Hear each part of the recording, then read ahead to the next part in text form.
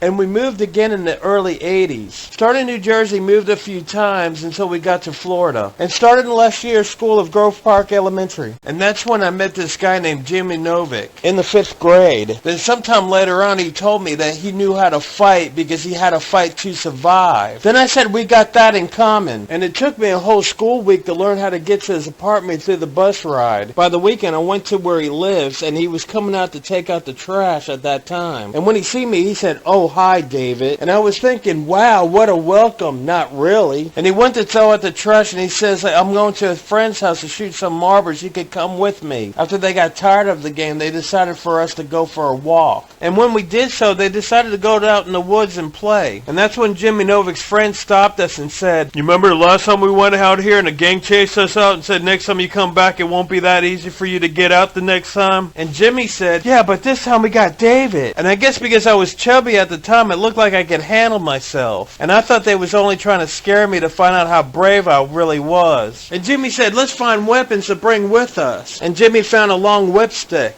And his friend a stubby stick and I had a regular size stick. When we went to the open field, I thought they was faking it until... "We told you what's going to happen next time you come here. If you try to run away, that's going to happen to you." And that's when I knew they wasn't lying because they came out of hiding behind the trees and surrounded us. By all kinds, from preteens throughout older teens. This one guy had a stick wrapped with some kind of cloth or a rag with some kind of gas smell to it. And he ignited it with a lighter. Until this day, I still remember the heat in the right side of my face. He said, "You know how fast hair burns?" All of a sudden, we heard these hyper kids on these bicycles. "Yeah, let's get them!" And since they backed off, I thought this gang was going to fight that gang. We could sneak out while that's happening. But sadly, the bad thing was they was all in the same gang. And when they was circling us, they stopped to sling around their bikes, picked their wheels up as it was turning. It was flicking dirt in their faces. At the same time, one of them did the same, but I did different. I had quick reflexes. I grabbed his bike. While it was going up, I pulled it down. He got off his bike and said, "Tough guy, huh?" And he got that shocked look when I picked that stick up. While he was running away, I threw the stick and it was spinning until it hit him twice. Once in the back of the head and it hit him in the back. After he went down, I was thinking I threw the only weapon I had. So I quickly ran and got my stick while he grabbed his bike. And they quickly rode their bikes around us. At that time, we were standing back to back like a triangle formation. The time I turned around, me and his friend was seeing what Jimmy was doing. He took a skinny whipstick and tried to stick it in the spokes. Snap, crackle, pop. Later, his stick got shredded. His friend used the same idea, but his stubby stick bounced off the spokes.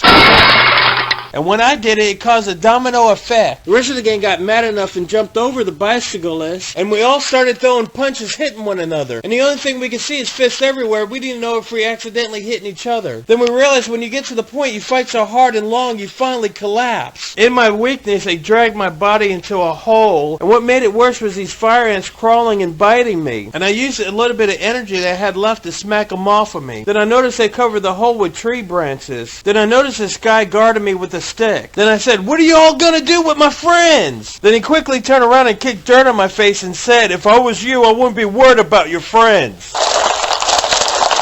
And when I heard that, I seen a bunch of cars with a bunch of parents saying, "I told you you're not supposed to do this anymore. Get home." Even though more than half of them left, we were still outnumbered. The only thing I was thinking of is get out the fast I can. And when I seen Jimmy's friend tied around the train with some vines, I didn't want to leave him by himself. That's when we seen Jimmy holding a stick and shaking. He told us later on that he was supposed to fight the leader. And they told him if he wins, he could be the new leader. Then he could make a choice if we leave or join the gang. After we got beaten, there was no way he was going to win. But they didn't say what was going to happen if he lost. We grabbed Jimmy from up top the dirt hill and ran away from the gang while he let go of the stick. As soon as the parents was gone, they turned around and said, "Hey, where do they go? Where are they? I don't know. I see them right there. Let's go get them."